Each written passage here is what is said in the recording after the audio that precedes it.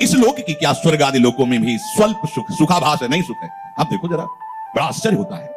जिन अप्सराओं के कुछ क्षण प्रकट होने पर मृत्यु लोक के ऋषि मुनि अपनी निष्ठा से विचलित होते देखे गए, कितने ऐसे ऋषियों के इतिहास में चरित्र आते हैं। उन अप्सराओं का स्वामी है देवराज इंद्र, और वो एक ऋषि की कुटिया में पधारता है और उनकी पत्नी के साथ गलत भाव। अहिल्या जी गौतम ऋषि के आश्रम में आता है और अहिल्या से गौतम ऋषि का वेश रख करके ऐसा कृत्य करता है, निंदनीय। तो क्या सुख है स्वर्ग में? जिन अप्सराओं की उपस्थिति पर ऋषि मुनियों के मन विचलित हो जाते हैं, उन अप्सराओं का वो स्वामी है। जब जहां जिसको जैसी आज्ञा करे हाथ जोड़े खड़े, ऐसी एक नहीं शास्त्रों अप्सराएं हैं जो ऋषि मुनियों के मन को आकर्षित कर ले। वो त्रिभुवनपति देवराज इंद्र वहां तृप्ति नहीं अनुभव कर रहा, मृत्यु लोक के एक महर्षि की पत्नी के साथ वेश बदलकर और ऐसा आचरण करने के लिए विवश हो रहा है। इससे पता चलता है कि वहां भी सुख नहीं। भगवान कह रहे स्वर्गो स्वल्प अंत दुखदाई, वहां भी दुख है। इसलिए ना लोक की सुख की आकांक्षा करे, ना परलोक के सुख की आकांक्षा करे। बोले जो इस मनुष्य शरीर को प्राप्त करके भोगों में विषयों में मन देते हैं, ललचाते हैं, ये मिल जाए भोग लूं तो कृतार्थ हो जाए, बोले वो मूर्ख हैं। अमृत को त्याग करके विष पाना चाहते हैं। पलट सुधाते सठ विष ले ही, बिल्कुल नहीं, बिल्कुल ये मनुष्य शरीर भोगों के लिए नहीं मिला, ये भगवान की प्राप्ति के लिए मिला है, भगवत स्वरूप। लेकिन सब नहीं चल सकते, सब ये नहीं सुन सकते, सुन नहीं सकते, सबके कान में ये बात नहीं जाएगी। बड़े भाग पाइप सत्संगा, वहो भाग्य उदय होते हैं तब संतों के वचन कान में जाते हैं। उनसे भी ज्यादा उनके भाग्य होते हैं जो उस वचन को स्वीकार कर लेते हैं। उनसे भी ज्यादा वो महाभाग्यशाली होते हैं जो स्वीकार करके तत्क्षण यात्रा प्रारंभ कर देते हैं भगवत मार्ग की।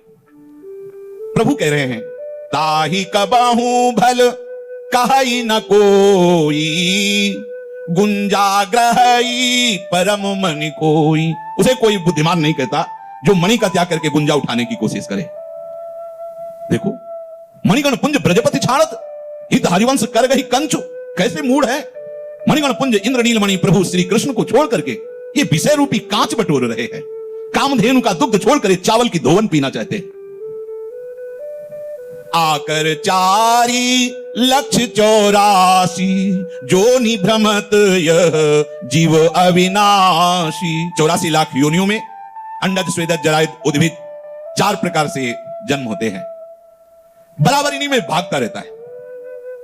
कोई अंडा से पैदा होते हैं, कोई जैसे मिट्टी आदि से, दीमक आदि अपने जैसे गर्भपिंड आदि से प्रकट, ऐसे कोई बीज से वृक्ष आदि, ये सब जीव ही है।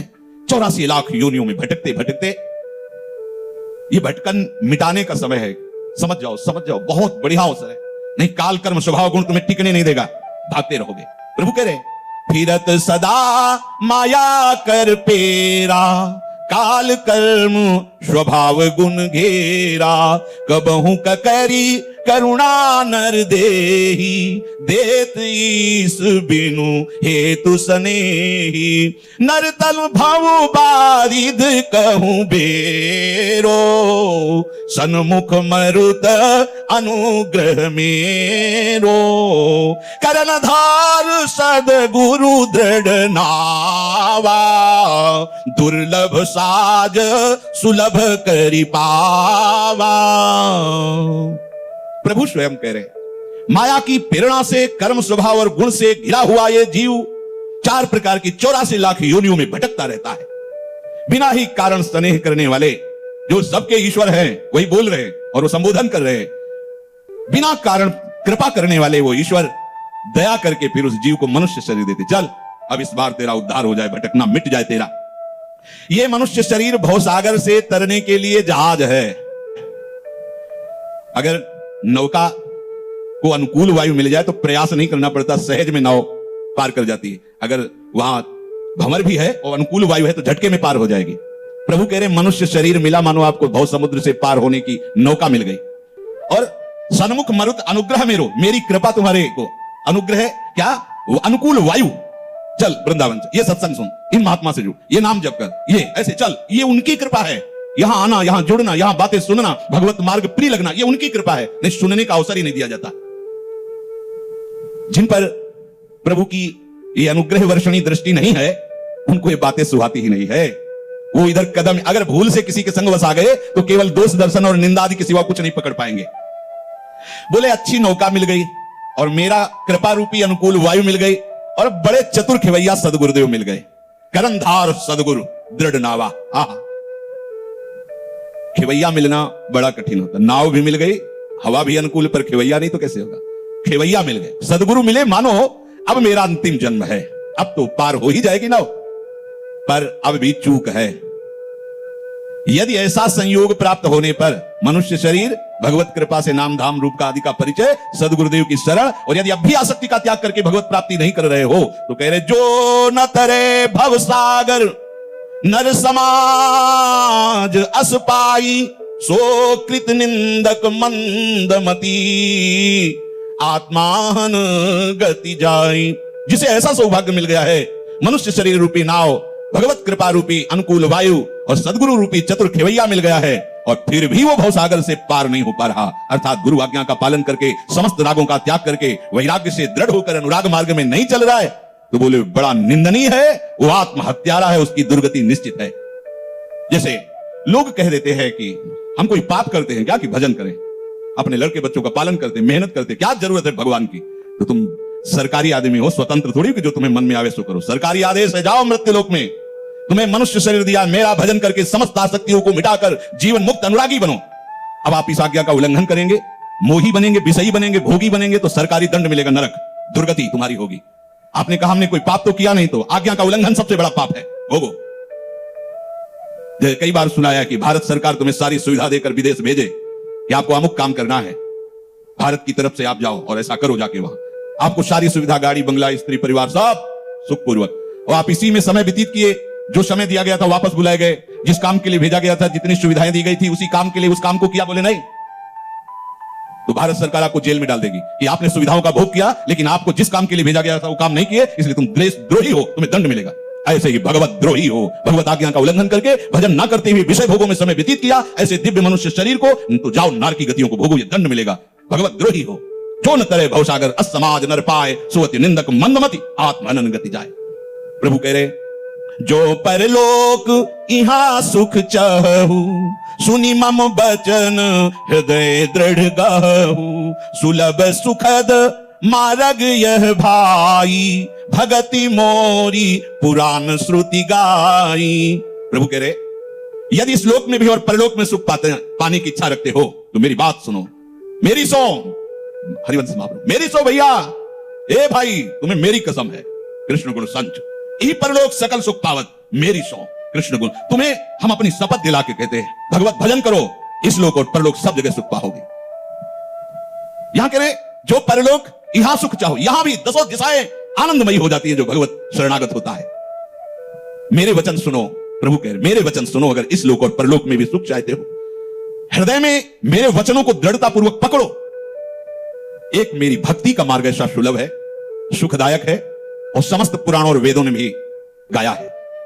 वेदांत का अद्भुत दर्शन कराने वाले आद्य गुरु भगवान शंकराचार्य जी ने भी कहा, स्वरूपानुसंधान भक्ति रेव गरीयसी, बोले आत्म सुख में सबसे श्रेष्ठ उपाय है भक्ति, स्वरूपानुसंधानम भक्ति रेव गरीयसी, भक्ति सबसे श्रेष्ठ। कहीं ऐसा नहीं जहां भक्ति की महिमा का गान न किया गया हो। स्वयं प्रभु कह रहे मेरी भक्ति सुलभ है, सुखदायक है, और यह किसी के अधीन नहीं है। भक्ति स्वतंत्र सकल सुख खानी, बिनु सत्संग ना पावै प्राणी, पुण्य पुंज बिनु मिलहि न संता, सत्संगति संस्कृति कर अंता। भक्ति स्वतंत्र है, किसी साधन के अधीन नहीं है, इसीलिए सर्वेषु साधन वरे चिरम निराशा, परंतु ये बिना संतों के संग के प्राप्त नहीं होती।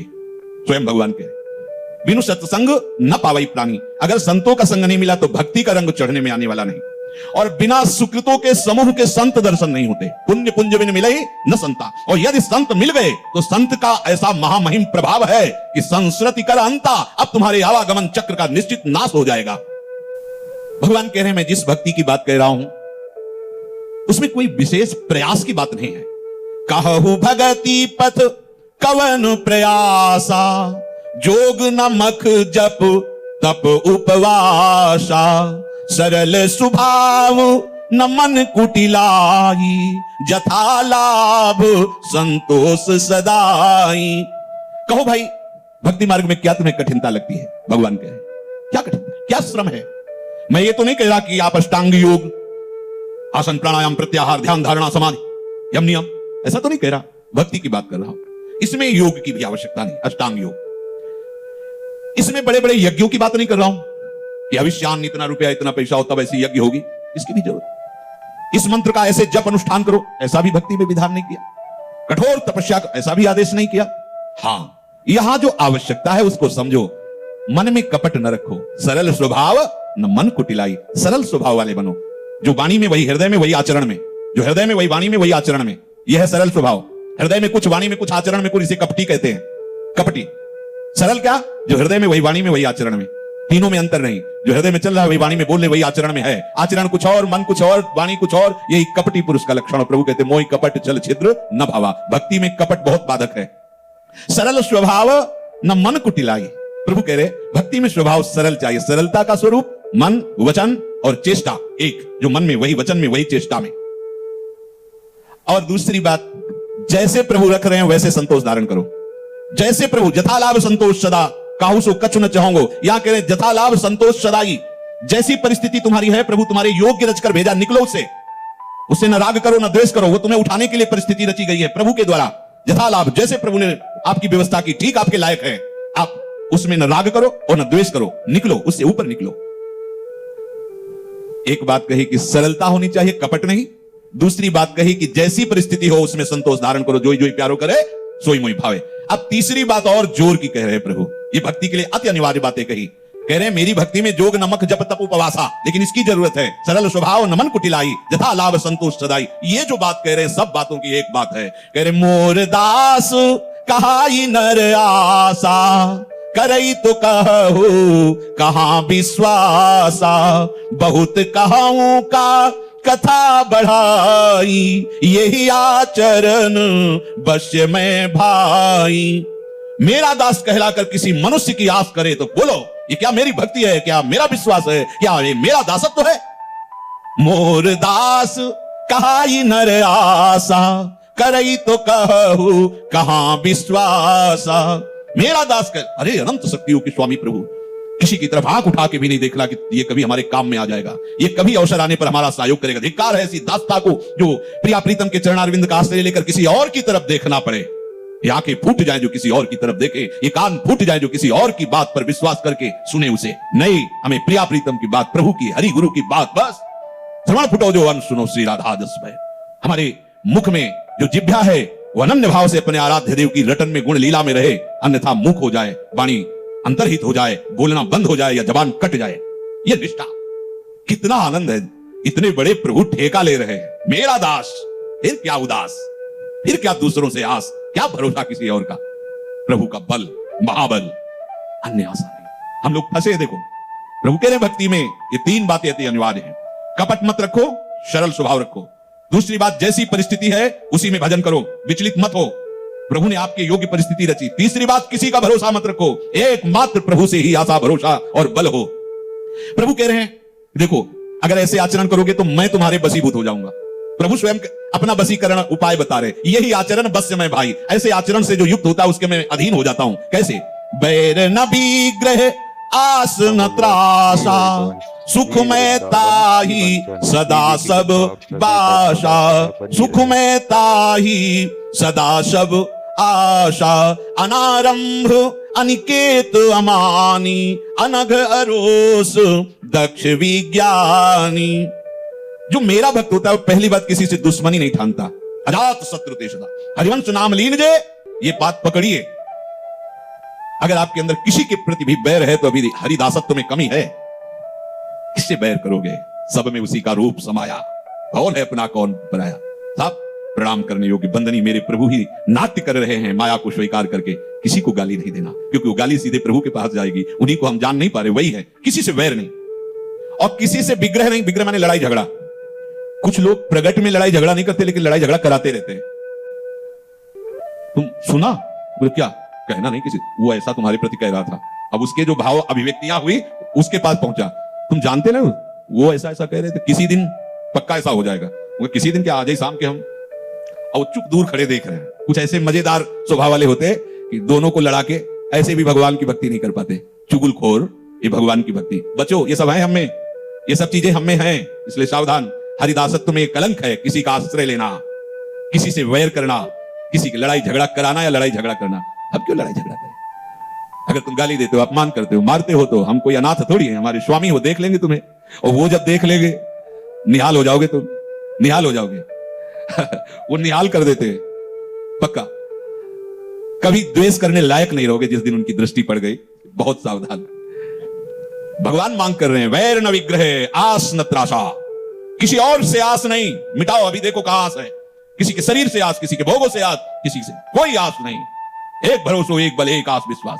बैठो तो आप विश्वास पकड़ करके, आपको लगेगा कि आपके पास तो है। तो सब वृंदावन आए थे, एक व्यक्ति का परिचय नहीं, एक धन का तो नामो निशान नहीं, भोजन की व्यवस्था नहीं, किसी को जानते नहीं थे।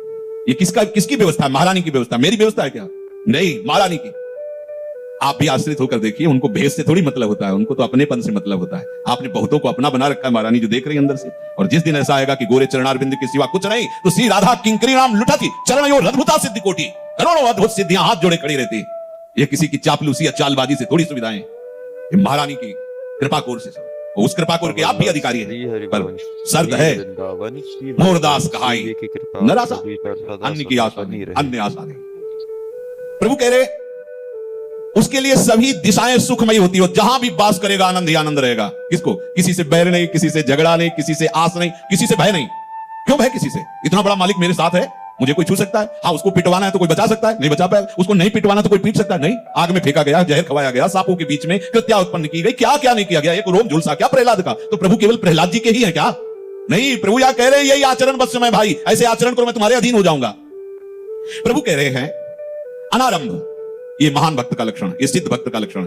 उसके द्वारा संकल्पित कोई कार्य नहीं होते कि ऐसा करो, परसों ऐसा कर लिया जाए, ऐसा नहीं होगा। चलो अभी चलते, परिक्रमा लगा, हाँ चलो, इस पूर्णा हुई, ऐसा कर लो, ये काम करो, हाँ अभी ऐसा किया जाएगा, ये संकल्प करते नहीं। अनारंभ, अचानक भगवत प्रेरणा से हो रहा, उसका कोई संकल्प नहीं, कोई कामना नहीं, कोई फल की इच्छा नहीं कि ये करने से ये फल मिलता, चलो ये किया जाए, ऐसा नहीं है, स्वाभाविक है। अनारंभ, अनिकेत, जहां वो रह रहा है वो अपना घर नहीं है, उसे अनिकेत कहते। ये मेरा घर है, तो ये आपने उसकी आसक्ति स्वीकार की, अहंकार स्वीकार किया कि मेरा है। नहीं, ये क्या है? राधा के कुंज है, श्री किशोरी जी का सारा वैभव। आप कौन है? उनके चरण सेवक, उनके चरणों में रहने वाले। तो सेवक कहां रहता है? स्वामी के समीप। स्वामी कहां है? महल में। सेवक कहां है? महल में। सेवक स्वामिनी के चरणों पे विश्राम करता है। श्री राधा दुख चरण निवास। हमारे निकेत क्या है? स्वामिनी के चरणारविंद, वही अनिकेत है। घर की ममता शक्ति युक्त वो अनिकेत नहीं। भगवान कहते मेरा भक्त अनिकेत होता है, अर्थात घर में उसकी आसक्ति ममता नहीं होती है। अमानी, वो कभी किसी से मान नहीं चाहता। बहुत कड़ुआ है मान। अपमान कड़ुआ लगता है किसको? अभी जो इस मार्ग में नहीं चढ़ा है। फिर अपमान कैसा लगता है? मीठा लगता है। और मान कैसा लगता है? अपमान जैसा कड़ुआ लगता है। जैसे संसारी पुरुष को अपमान कड़ुआ लगता है, ऐसे ही भागवतिक पुरुष को मान कड़ुआ लगता है। अपमान नीचा अपमानम सुधा। हाँ ठीक है, अच्छा है, अच्छा है। और वो अनघ, उससे कभी कोई पाप नहीं होता जो भगवान का भक्त होता है, क्योंकि पापाचरण होते हैं शरीराभिमान से। मैं स्त्री हूं, मैं पुरुष हूं, मैं भोगूंगा, मैंने भोग लिया, मैं भोग सकता हूं, इसी से पापाचरण होते हैं। शरीरासक्ति शरीराभिमान से ही पापाचरण होते हैं। और वो पहले ही अहंकार भगवान के चरणों में समर्पित कर चुका है, इसलिए उससे कोई पापाचरण नहीं, वो निष्पाप होता है। न पूर्व, न वर्तमान, न भविष्य, तीनों में वो निष्पाप होता है। अरोष, कोई कितना भी करे उसे क्रोध नहीं आ सकता, वो अरोष होता है। और दक्ष बड़ा निपुण होता है अपने मार्ग में, कैसे भजन बचाना है, कैसे भजन बढ़ाना है, कैसे भजन पचाना है, वो इस बात में बड़ा चतुर होता है। रामाय भजे थे चतुर नर। और विज्ञानी केवल कोरी बातें ही नहीं होती परमार्थ की, उसका अनुभव किए होता है। खास बात, अगर अनुभव नहीं है तो सब बातें हैं, बातों से क्या, बातों से क्या अनुभव होने वाला? अनुभव जब तक उन बातों का, तभी प्रारंभ में ही कहा था श्रवण, मनन, फिर धारण, निष्ठा। अगर ये तीनों हैं तो परमार्थ के पथिक। केवल श्रवण किया और मनन किया, धारणा नहीं उतारी, तो तुम दूसरों को सुना सकते हो। धारणा आ गई तो दूसरे तुम्हें देख के परमार्थ के पथिक बन जाएंगे, ऐसे परमाणु आ जाएंगे। प्रभु कह रहे हैं कि जो ऐसे आचरण से चलता है कि सदैव साधु संग प्रिय लगे, अगर संग करे तो प्रीति सदा सज्जन संसर्गा, तृणसम विषय स्वर्ग अपवर्गा। संसार के भोग की क्या बात, देवराज इंद्र को जो भोग सुविधा मिली उसकी भी इच्छा नहीं रहती, और मोक्ष की भी इच्छा नहीं रहती। वो भक्ति पक्ष में डूबा रहता है, हाट पूर्वक भक्ति पक्ष में, भगवत आराधना में। पर वो कभी दुष्टता नहीं करता कि दूसरों की निंदा करे, दूसरे वैष्णवों की निंदा करे, दूसरे संप्रदायों की चर्चा निंदा करे। ऐसा नहीं होता भगवान का भक्त। अगर ऐसा है तो अभी वो सही मार्ग में नहीं। किसी की भी निंदा नहीं, सब में प्रभु समाये हैं। हम जिसकी निंदा करें, हम सोचते हैं कि हम अपने आचार्य की बड़ाई करके दूसरे की निंदा करेंगे तो हमारे आचार्य हमारे को माला पहना देंगे, बस या बस हमारा यश। अरे पागल, जो यहां बैठा है वो वहीं बैठा हुआ, सब जगह वही बैठा है, दूसरा कोई है नहीं। अगर इधर आप चंदन लगाते उधर गाली देते तो वो गाली इधर ही तो आएगी। क्या तेरी आराधना हो रही है? दुष्ट तर्क शब्द दूरी बहाई, अपने हृदय की दुष्टता तर्क आदि कुतर्क आदि को दूर बहा करके जो मम गुण ग्राम नाम रत गत ममता मद मोह ताकर सुख सोई जानई परानंद संदो। प्रभु कह रहे हैं भयाद्रणादुपरतम मंस्यन्ते त्वां महारथा येषां च त्वं बहुमतो भूत्वा यास्यसि लाघवम्। हे पार्थ, ये जो बड़े बड़े महारथी लोग हैं, ये जब देखेंगे तेरी इस स्थिति को कि तू अपने कर्तव्य कर्म से विलग हो रहा है, तो ये समझेंगे कि तू भयभीत हो गया है, इसीलिए तू अपने कर्तव्य कर्म से हट रहा है। जिनकी धारणा में अभी तक तू महावीर रहा है कि अर्जुन महावीर है, बड़ा प्रशंसनीय योद्धा है, उनकी दृष्टि में तू लाघवता को प्राप्त हो जाएगा, वो तुम्हारी निंदा करेंगे। भाव ये है, भगवत कृपा से हमें भगवत मार्ग मिला है। अब हमारा परम कर्तव्य है हमें शरीर रहते हुए शरीर से मुक्त हो जाना, तभी प्रेम होता है प्रभु से। अगर देहदार सुत आदि में हमारा अनुराग है तो प्रभु से अनुराग किस मन से करेंगे, किस बुद्धि से करेंगे? ये भगवत मार्ग केवल केवल संत सदगुरु वाक्य पर ही है। अगर इन वाक्यों का श्रवणेन्द्रिय के द्वारा पान नहीं हुआ तो उसकी मति गति ये सुधर ही नहीं सकती। मति सुधरे तो गति सुधर जाए, और मति दुर्मति में स्थित है। शरीर शरीर सुख, शरीर संबंधी सुख, बस ये ऐसा जाल फैला हुआ है कि जहां हम परमार्थ पे चलने की सोचते हैं मन घबरा जाता है, भयभीत हो जाता है। हम कैसे चल पाएंगे? क्यों? क्योंकि शरीर राग है। शरीर के भोग छोड़ने में वो जो मन हमें अभी तक दुर्गति करता रहा, क्लेश देता रहा, हमारे अंदर अशांति, चिंता, शोक, भय, क्या क्या वर्णन करें।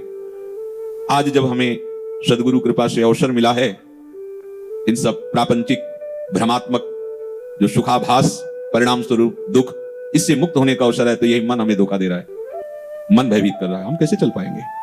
पूरा जीवन वैराग्य से। कभी कोई गलती हो गई तो, कभी कोई साथ न दिया तो, तुम्हें किसी साथी की जरूरत नहीं। जिसके साथी श्री कृष्ण है उसे किसी और साथी की जरूरत नहीं होती, और जिसके साथी श्री कृष्ण नहीं उसका कोई भी निर्वाह कर ही नहीं सकता। कैसे करेगा? क्योंकि सब जड़ शरीर को मैं मानने वाले हैं, वो तुम्हारा क्या साथ दे सकते हैं? जो सर्वव्यापी है अर्थात सब जगह है, सर्वशक्तिमान है अर्थात वो कर तुम अकर तुम अन्यथा कर तुम सर्व समर्थ है वो, और हमें बहुत प्यार करते हैं। समस्त सुहृदों के अहेतुकी मित्र भगवान श्री कृष्ण है। अहेतुकी, किसी गुण से देखकर वो नहीं रिझते, वो अपनी तरफ से, देखो हम लोगों को अपनी तरफ से स्वीकार किया है। कितना सुंदर संयोग बैठा दिया प्रभु ने, जो हम खोजते रहते तो भी ये संयोग न बैठता। अब प्रभु कह रहे हैं कि इस मार्ग में तो जो तुम कदम रखे हो तो सब तुम्हें आदर दृष्टि से देखते हैं। हम उसे युद्ध की जगह कर्तव्य पर देखते हैं। अब हमारा कर्तव्य है, जो भी भगवत प्राप्ति के मार्ग का पथिक है, कल चर्चा हुई थी कि सबसे पहली आवश्यकता है राग त्याग की, जिसे वैराग्य कहते हैं। वैराग्य शब्द से ही हमारे कान खड़े होने लगते हैं। वैराग्य मतलब कोई भयावह बात नहीं, ये मन तुम्हें धोखा दे रहा है। वैराग्य का तात्पर्य है महासुख की यात्रा, राग का तात्पर्य है दुख में नरकों की यात्रा। जब हम राग की तरफ कदम रखते हैं तो अमृत जैसा लगता है, लेकिन उसका परिणाम विष से भी भयानक है। विष से भयानक इसलिए कि विष तो एक शरीर को नष्ट करता है, पर विषय कई जन्म तक हमें नष्ट करते रहते हैं, इसलिए वो बहुत भयावह है, पर वो अमृत जैसा लगता है। और जब हम अध्यात्म में कदम रखते हैं तो विष जैसा लगता है।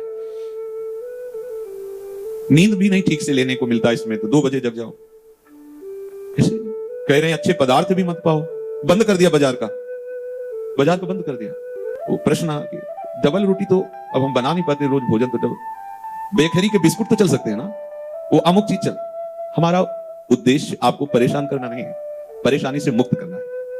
जितने भी पदार्थ बने हुए आते हैं वो वास्तविक आपके लीवर के लिए ठीक नहीं है, मान लीजिए, क्योंकि आपका अध्यात्म मार्ग है। आपको बहुत ही चर्बी रहित, रजोगुण तमोगुण रहित सात्विक आहार चाहिए, जिससे आप शांत गंभीर भाव से भगवत चिंतन कर सकें।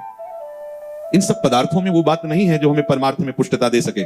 चाहे आप ये नमकीन, बिस्कुट, ब्रेड, जो भी आप लोग, इसे आपको लगता है कि समय बचता है, लेकिन समय प्रयोग कहां करते हो? विषय चिंतन में, राग द्वेष के चिंतन में, जागतिक चिंतन में। अगर राधा राधा कहते हुए 2 रोटी बना ली और नमक रख लिया, आप देख लो आपका चिंतन बदल जाएगा। कौन सी ठाकुर सेवा करनी है आपको? बहुत सहजता में समझ लीजिए ठाकुर सेवा का मतलब क्या है। आपकी क्रिया वेग को भगवान में अर्पित करना, क्रिया वेग को भगवान में, प्रभु में अर्पित करना, यही ठाकुर सेवा है। अगर आपके अंदर क्रिया वेग नहीं हो रहा है और आप सुबह से बैठे भगवत चिंतन में, आपको आश्चर्य होगा। रात्रि के 8 बजे मंगला हुई है, मिश्री का इतना टुकड़ा भोग लगाया है, पवा के मुंह पोंछ के शयन करा दिया है। हमारी प्रतिपल सेवा हो रही है, समझना होगा। अगर हम केवल बाहरी क्रियाओं की प्रधान, अब जैसे तैसे पेट भर लो, बस ये करना वो करना वो, तो आप कभी धैर्यपूर्वक देख पाएंगे कि आपका स्वरूप क्या है, आपका मार्ग क्या है, आपकी चिंतन शैली क्या है, आप कितने विषयों से ऊपर उठ रहे हैं। इसको बड़ी सूक्ष्मता से समझना होगा। आप एक सेवा को क्रिया मान करके कर लिए तो विश्राम सेवा में नहीं, विषयों में होगा। देख लेना, अंदर से देख लेना, देख लीजिए, खूब नेत्र फैला के देख लीजिए, उसको सुख बुद्धि विषयों में होगी, जबकि सुख सिंधु की सेवा में है। ये अनुभव की आध्यात्मिक बातें हैं, ये प्रापंचिक बातें नहीं कि आप बुद्धि की धरा से इसका निर्णय कर सको। हमारे एक एक श्वास, हमारी एक एक चेष्टा हमारे प्रभु में समर्पित है। हमको बस ये मूल देखना है। एक एक चेष्टा हमारी, बाहर से श्री जी की सेवा हो रही है, अंदर से चिंतन क्या चल रहा है। अगर बाहर से श्री जी की सेवा हो रही है, अंदर से विषय प्रियता का चिंतन चल रहा है, तो क्रिया हो रही, सेवा नहीं। क्रिया हो रही क्रिया, और क्रिया का फल है। और सेवा अपनेपन को पुष्ट करती है। अपनेपन से ही हमारे लाडली लाल मिलते हैं, इसीलिए सेवा प्रदान रखी गई। सेवा से अपनापन। पर सेवा करते हुए यदि चिंतन अन्य का हो रहा है, विषय का हो रहा है, देह के राग द्वेष का हो रहा है, इंद्रियों के सुख भोगों का हो रहा है, तो वो सेवा नहीं है, वो क्रिया है। क्रिया का फल होगा। सेवा से अपनापन, अपनापन से लाडली लाल की समीपता, सीधे समीपता, क्यों में वहां कोई स्थान ही नहीं। इसलिए जिसको ऐसा लगता है कि हमारा समय बचता था हम बाजार की वस्तुएं प्रयोग करके, वो हमारा समय प्रयोग में नहीं आता है। ऐसा समय प्रयोग में नहीं आता है। आप धैर्यपूर्वक, जब आपको 24 घंटे में समय मिले, तब आप सीधे सरल भाव से कोई सब्जी, कोई दाल एक उबाल ली, 4 रोटी बनाई, इनको दिखा दिया, पा लिया। हर समय भजन में डूबो। पोछा लगा रहे हैं तो श्री जी का चिंतन हो रहा, नाम जप। शरीर क्रियान्वित हुए बिना रह नहीं सकता, समझना। सूक्ष्म शरीर हर समय चंचल रहता है, क्रियान्वित रहता है। इसलिए महापुरुषों ने क्रिया वेग को परम पवित्र करने के लिए सेवा पद्धति दी है। क्रिया कर रहे हैं तो हमें इनसे प्यार ही हो जाएगा, ऐसा नहीं। अगर सेवा हो रही है तो निश्चित इनसे प्यार हो जाएगा। सेवा हो रही तो दूसरे की कोई परवाह नहीं, वचन पर विश्वास रखो, सेव्याधीन हो जाएगा। क्रिया हो रही, बात बदल गई, वही बात बदल गई। सेवा और क्रिया में अंतर है, समझ रहे हो ना। जो अपनेपन के प्यार से एक पुष्प भी अर्पित कर देता है, तो गीता में ही भगवान ने कहा, पत्रम पुष्पम फलम तोयम, ये में भक्त्या। भक्त्या मतलब अपनापन, प्रेम। मेरे प्रभु, मुझ दीनहीन के पास आपका दिया हुआ ये पत्र है, ये जल है, ये वो अछामी, उसी समय भगवान पा लेते हैं। सेवा के विषय को लेकर के अगर ये बात आती है कि हमें समय, तो हमें लगता है सेवा हमारे ऊपर बोझा है क्या? सेवा हमारे लिए अशांति है क्या? सेवा हमारे लिए क्लेश का कारण है क्या? तब तो फिर आनंद का कारण क्या होगा? अगर गुरु सेवा, भगवत सेवा ये हमारे अशांति क्लेश का कारण हो, तो शांति और आनंद का कारण क्या होगा? इसलिए सुलझना होगा। सही सेवा में पहुंचने के लिए ही आदेश होता है। श्री जी को कुछ भोग नहीं चाहिए। चिदानंद बपू हैं, उनको दाल रोटी कढ़ी चावल भात नहीं चाहिए, मान लीजिए। अब आपके शरीर के पोषण के लिए चाहिए, तो हम प्रसाद भोगता है, इसलिए इनको भोग लगाते हैं। नहीं, दोनों को पाने का ही समय नहीं है। हमारे प्रिया प्रीतम को, अब आपको ऐसा किसी और से बात करेंगे तो उपहास करेगा इस बात को, उनको पाने का ही समय नहीं। वो तो सखियां जो पवाती हैं, वो कढ़ी चावल रोटी नहीं पवाती हैं, आगे चलकर पता चलेगा आप लोगों को। सखियां जो प्रसाद पाती हैं, उसी से आप समझ लो प्रिया प्रीतम क्या पाते हैं। प्रणय में रसिक ललितादि लोचन चसक पीवत मकरंद सुख राशि अंतर से, जैसी हरिवंश निकट दासी जन लोचन चसक रसासौ गटकत। तो अमनिया थोड़ी पा रहे, तो प्रसाद पा रहे, रसासौ। तो फिर आराध्य देव क्या पा रहे? रसासौ। कैसे? वो वर्णन का विषय नहीं है। तो आदिन अंत विहार करें तो लाल प्रिया में भाई ना कैसे कल्प कल्प व्यतीत हो जाते हैं अकेले से। देख कल्प कल्प, या तो मंगला भोग है, राजभोग है, शयन भोग, कल्प कल्प व्यतीत हो गए केवल देखते देखते, फिर भी देखने की चाह ऐसी मानो कभी देखा ही नहीं। वह दूसरा अवसर कहा है, पर फिर भी ऐसे प्रेम में ऐसा अद्भुत सुख सखियों को प्रिया प्रीतम प्रदान करते हैं। तो आपको इस बात में हट नहीं करना। मुझे कोई सामग्री नहीं चाहिए प्रिया प्रीतम के लिए, कोई सहयोग किसी का नहीं चाहिए प्रिया प्रीतम के लिए। आप सिर्फ आप चाहिए प्रिया प्रीतम के लिए। आपने जो अपना मान रखा है वो अर्पित कर दो। उनको जरूरत नहीं है, जिससे तुम्हारी दुर्गति हुई है अन्य अपनापन मानने से, उस अपनापन को इनको समर्पित कर दो और इनको सिर्फ आप चाहिए। किसी के जैसे बहुत अच्छे अच्छे भोग लगते हैं, खूब आभूषण वस्त्र और खूब बहुत सुंदर सब, लेकिन अपनापन शरीर और शरीर के संबंधियों में है तो फल मिलेगा, क्योंकि क्रिया हो रही है, सेवा नहीं। और कुछ नहीं है, एक पत्ता किसी वृंदावन की लता का, एक पुष्प, और वो अंदर का भाव की लाडली किसी योग्य नहीं हूं। आपको क्या दुलार करूं, बस जैसा हूं आप हो गया, निहाल हो जाओगे, इतने में निहाल हो जाओ। बस समझ जाओ केवल बात, हमारी श्री जी को क्या चाहिए। अगर श्री जी को कोई भोग राग, कोई वस्तु, कोई प्रियता ऐसी होती तो उनके दूल्हा ही अनंत ब्रह्मांडों के स्वामी है। कि श्री जी चाटुकारिता करती है अपने दूल्हा की, लेकिन यहां तो देखने में आता है कि दूल्हे राजा जो अखिल कोटि ब्रह्मांडों के स्वामी, जिन्हें ब्रह्म कहा गया, परमात्मा कहा गया, आनंद समुद्र कहा गया, भगवान कहा गया, वो कैसे चाटुकारिता करता है श्री जी की, श्री जी की दासियों की। क्यों? क्योंकि श्री जी रसदात्री हैं। मांगत लाल लाड़िलो नागर, कौन आज तक किसी की मांग पूरी हुई तो उनसे, और वो कहां। तो हमारे श्री जी को क्या चाहिए? सोने का मुकुट तो उनके दूल्हा की मंद मुस्कान से प्रकट हुई माया की एक एक कोने में एक पर्वत है, 4 लाख योजन लंबा और चौड़ा सोने का, जिसे सुमेरु पर्वत। 1 योजन 4 कोश, 1 कोश 3 किलोमीटर। देखो 3 किलोमीटर कितना होता है, 4 लाख योजन मुकुट चाहिए उनकी प्रियतमा को। अरे रत्न गर्भा इस पृथ्वी को कहा गया, रत्नों के ढेर समुद्र में ऐसे कंकड़ की तरह पड़े उनको। आप समझो श्री जी को रिझाने के लिए क्या चाहिए? सिर्फ आप चाहिए, आप। और यही बात नहीं हो पाती, आप अपने को औरों को दिए हैं पदार्थ वस्तुओं से श्री जी को रिझाना चाहते हैं, तो ये क्रिया हुई और इसका बढ़िया फल मिलेगा जैसी आप चाह करोगे। लेकिन श्री जी की सेवकाई मिल जाए या श्री जी मिल जाए, वादा नहीं। और कुछ नहीं है, हम जैसे हैं आपके हैं। जैसे तिनका को वायु जहां चाहे वहां ले जाए, ऐसे लाडली मेरा जीवन, मेरे सर्वस्व आप हो। बस लाडली जी मिलेगी, नित्य सेवा मिलेगी, कोई खर्चा नहीं, कोई हम साधना की बात नहीं कर रहे। मेरी लाडली